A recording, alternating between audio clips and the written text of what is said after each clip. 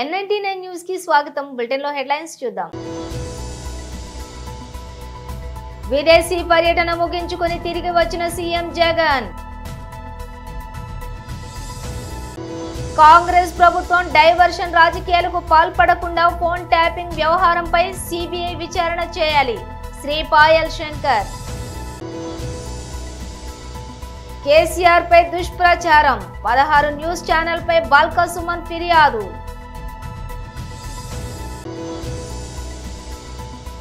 TDP కేంద్ర కార్యాలయంలో counting ఏజెంట్లకు వర్క్ షాప్. ఆంధ్రప్రదేశ్ ముఖ్యమంత్రి వైఎస్ జగన్ విదేశీ పర్యటన ముగించుకుని తిరిగి వచ్చారు. కుటుంబంతో పాటు మే 17న లండన్ వెళ్లిన జగన్ ప్రత్యేక విమానంలో గన్నవరం ఎయిర్పోర్ట్ లో ల్యాండ్ అయ్యారు. పార్టీ అధినేతకు స్వాగతం చెప్పేందుకు పెద్ద సంఖ్యలో వైసీపీ నేతలు ఎయిర్పోర్ట్ బయట బారులు తీరారు. మంత్రులు, ఎమ్మెల్యేలు పుష్పగుచ్చాలతో సీఎం జగన్ కు స్వాగతం పలికారు. 15 రోజుల పాటు సీఎం జగన్ తన కుటుంబంతో కలిసి లండన్, స్విట్జర్లాండ్లలో పర్యటించారు. రాష్ట్రంలో అసెంబ్లీ, లోక్సభ ఎన్నికలలో పోలింగ్ ముగిసిన మరుసటి రోజు ఆయన లండన్ వెళ్లారు. కాగా విదేశీ పర్యటన ముగించుకుని వచ్చిన జగన్ నేరుగా తాడేపల్లిలోని తన నివాసానికి చేరుకున్నారు. ఈ రోజు పార్టీ నేతలతో జగన్ భేటీ కానున్నట్లు వైసీపీ వర్గాలు తెలిపాయి. ఈ నెల 4న ఓట్ల లెక్కింపు సందర్భంగా తీసుకోవాల్సిన జాగ్రత్తలపై పార్టీ ముఖ్య నేతలతోటి ఆయన చర్చించనున్నట్లు వెల్లడించాయి. తాను విదేశీ పర్యటనలో ఉన్న ఈ 15 రోజుల్లో ఆంధ్రప్రదేశ్ లో జరిగిన పరిణామాలపైన చర్చ జరుపుతారని సమాచారం.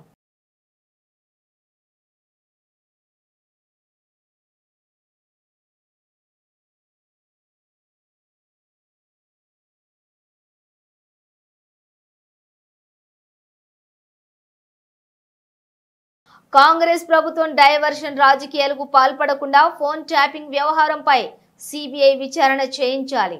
శ్రీ పాయల్ శంకర్, ఆదిలాబాద్ ఎమ్మెల్యే.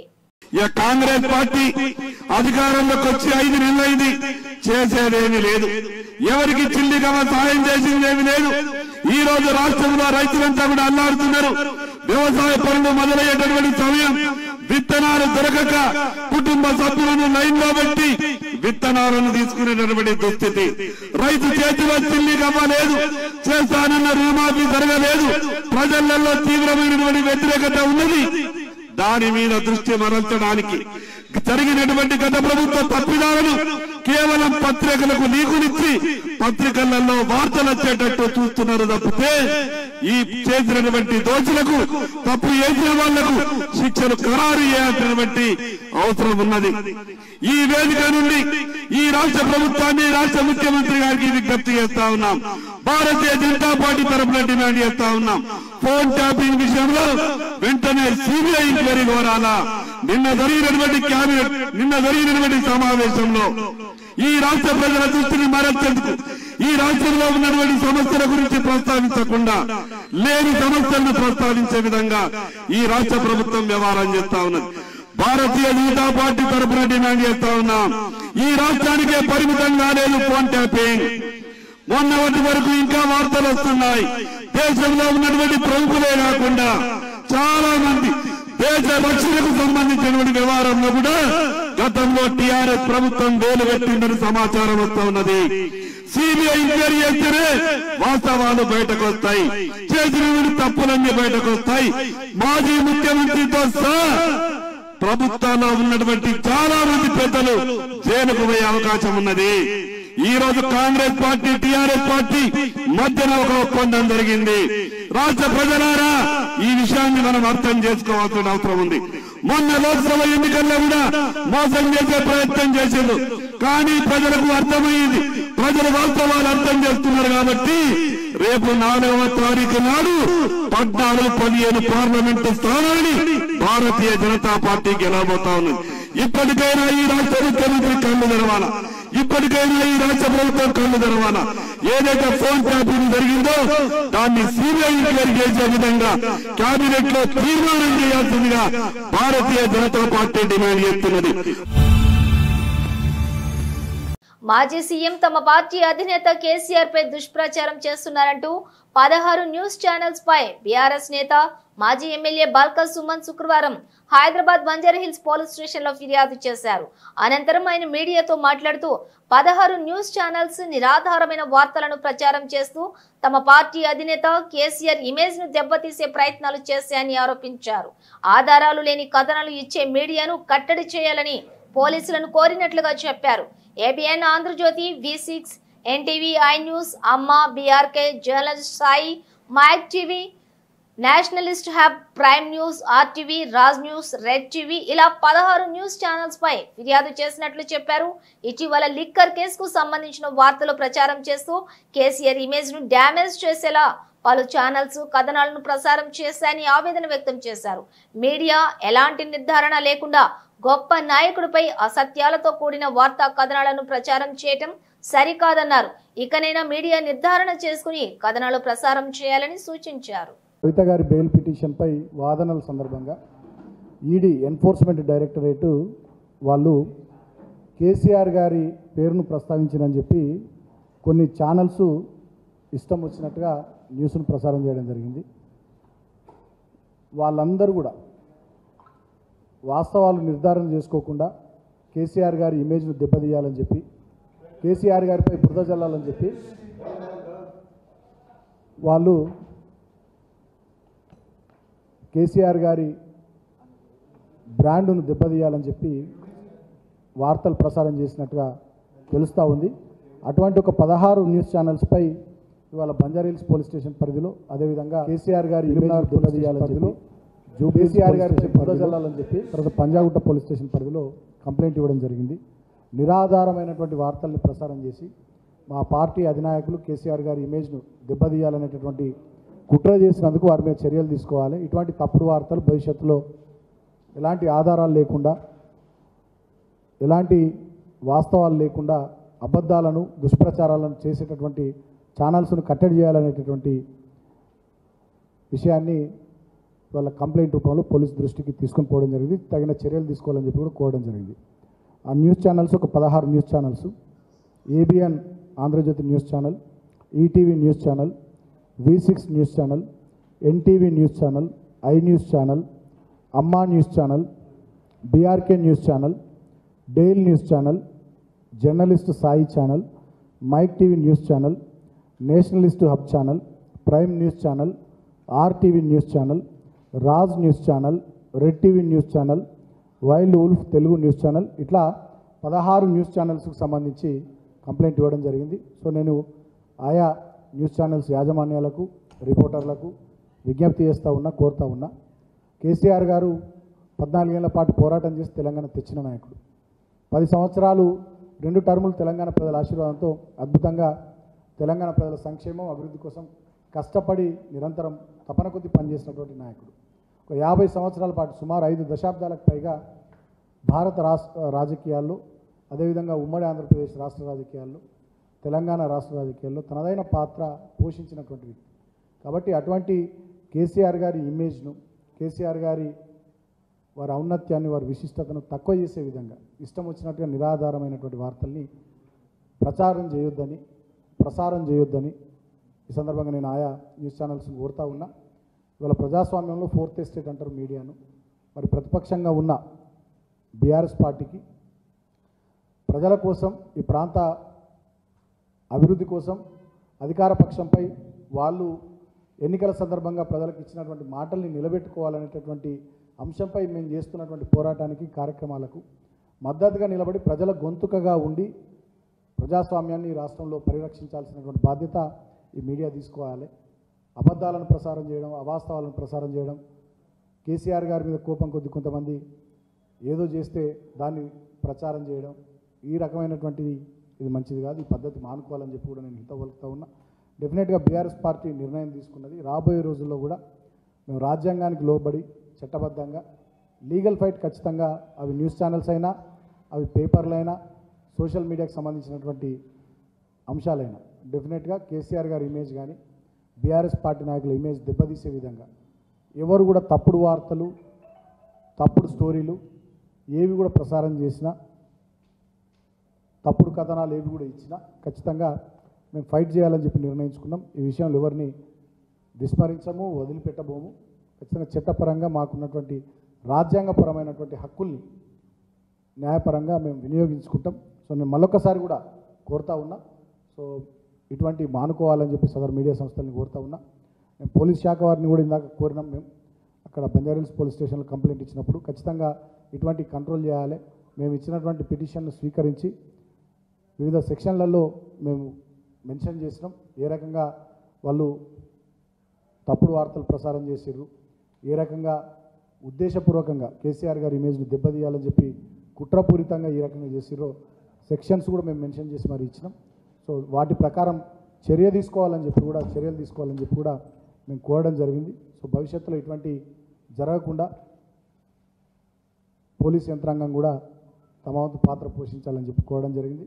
సో అంతిమంగా డెఫినెట్గా బీఆర్ఎస్ పార్టీ ఒక ప్రధాన ప్రతిపక్షంగా ఈ రాష్ట్రంలో ప్రభుత్వం ప్రజలకు ఇచ్చినటువంటి హామీలను నిలబెట్టుకోవడానికి ప్రభుత్వంపై పోరాటం చేస్తూనే తెలంగాణను తెచ్చిన పార్టీగా, తెచ్చిన తెలంగాణను 10 ఏళ్ళు బ్రహ్మాండంగా అభివృద్ధి దిశగా దేశానికే తలమానికంగా తీర్చిదిద్దినటువంటి పార్టీగా తెలంగాణ అస్తిత్వం కోసం, తెలంగాణ సంస్కృతి పరిరక్షణ కోసం, తెలంగాణ ప్రాంత ప్రయోజనాలు, తెలంగాణ ప్రజల హక్కుల కోసం నిరంతరం కేసీఆర్ గారి నాయకత్వంలో ఈ పార్టీ ఎవరెన్ని కుట్రలు చేసినా, ఎవరెన్ని తప్పుడు కథనాలు సృష్టించినా, ఎవరెన్ని వ్యక్తిత్వాలను దెబ్బతీసే, మా నాయకుల వ్యక్తిత్వాలను దెబ్బతీసే ప్రయత్నాలు చేసినా మా పోరాటాన్ని ఖచ్చితంగా కొనసాగిస్తాం. నేను మీడియాను కూడా కోరుతా ఉన్నా, ప్రజాస్వామ్యంలో మీరు 4th ఎస్టేట్, డెఫినెట్గా మీరు కూడా సహకరించండి.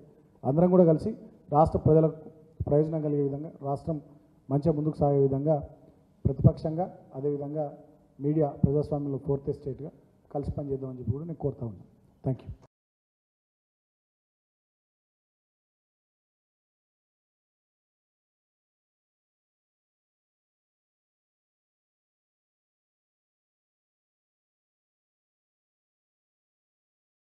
టీడీపీ కేంద్ర కార్యాలయంలో కౌంటింగ్ ఏజెంట్లకు వర్క్ షాప్.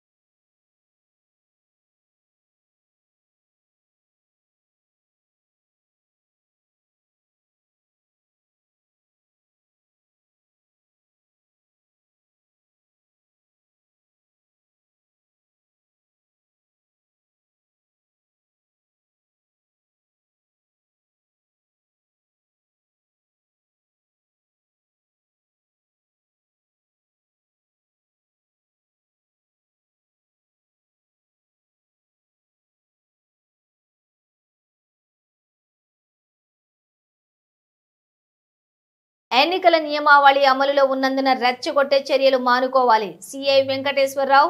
ర్యాలీలకు, విజయోత్సవ సభలకు ఎలాంటి అనుమతులు లేవు. సిఐ కనిగిరి. సోషల్ మీడియా వేదికగా రెచ్చగొడితే చట్టపరమైన చర్యలు తప్పవు. సిఐ వెంకటేశ్వరరావు.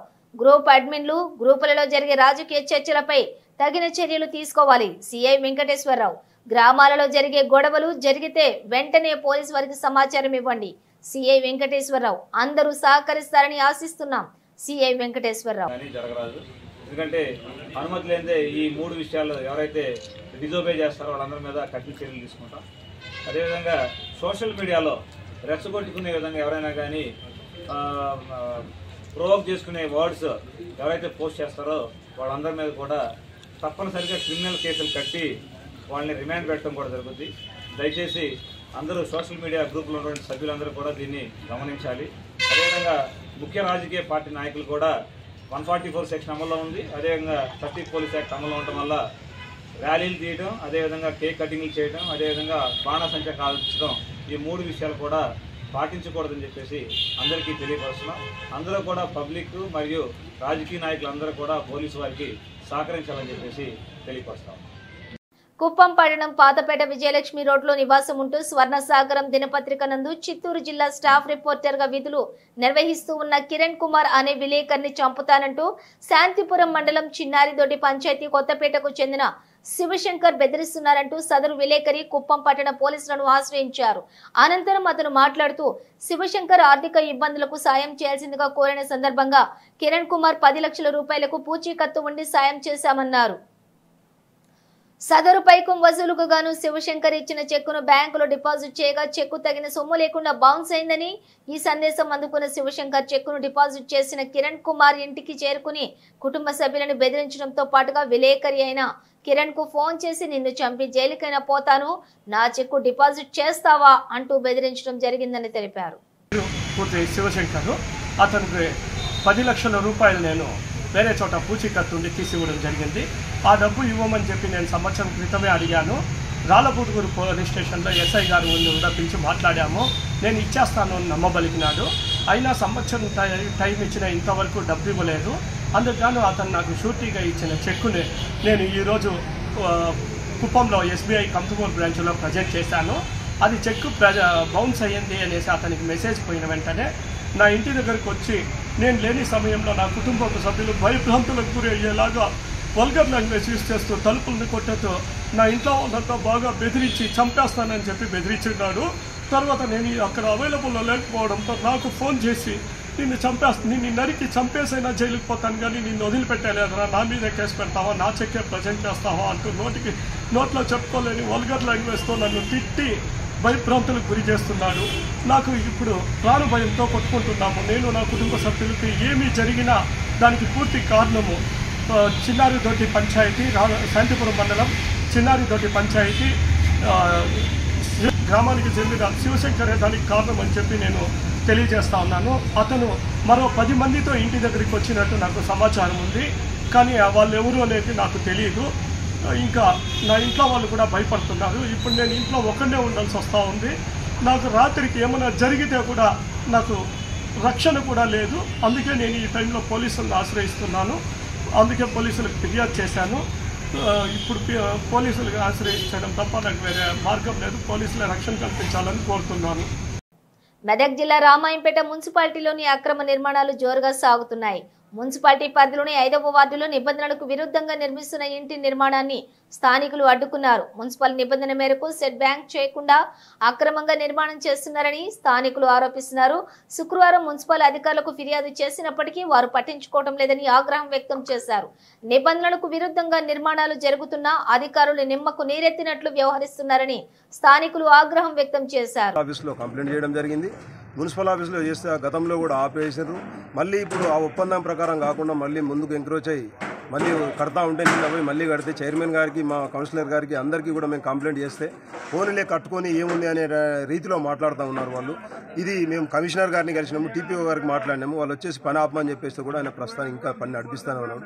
ఇట్లా నుంచి రోజుకు ఒక 100 నుంచి 200 బైకులు కార్లు వెళ్తూ ఉంటాయి. ఒక 500 మందికి సంబంధించినటువంటి రోడ్డు ఇది ఎంక్రోచ్ కాకుండా దీన్ని కాపాడాల్సినటువంటి బాధ్యత మున్సిపల్ అధికారులకు నాయకులకు ఉన్నదని చెప్పేసి తెలియజేస్తూ దీన్ని ఇమ్మీడియట్ ఆపేయాలని చెప్పేసి లేకపోతే చట్టపరంగా చర్యలు తీసుకోవాలని చెప్పేసి కోరుకుంటూ ఈ 5వ వార్డు ఈ రెడ్డి కాలనీ అందరి తరఫున మేము కోరుతున్నాం.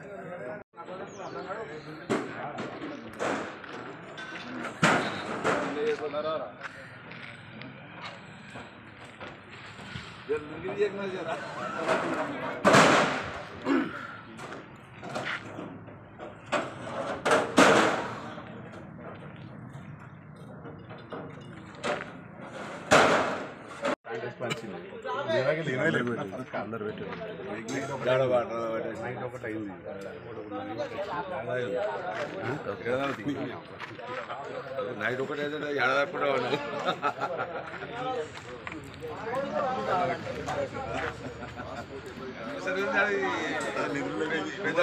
పెద్ద మొత్తం లాంటి అనిపిస్తుంది.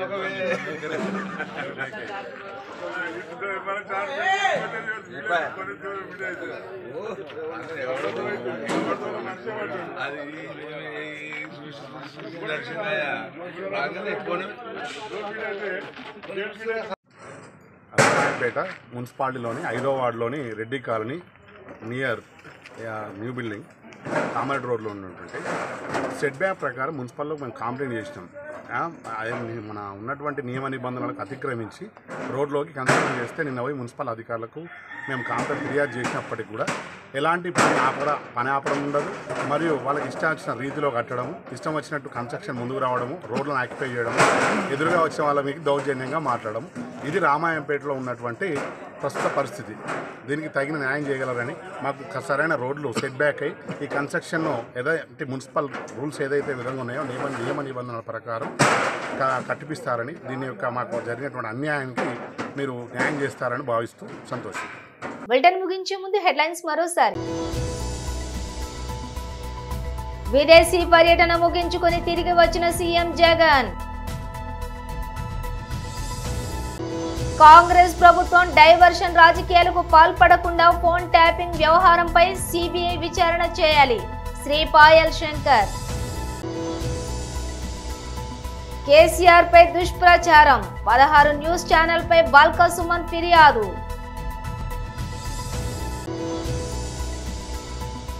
టీడీపీ కేంద్ర కార్యాలయంలో కౌంటింగ్ ఏజెంట్లకు వర్క్ షాప్. ఇవి బులెటిన్ విశేషాలు. మరో బులెటిన్ తో మళ్ళీ కలుద్దాం.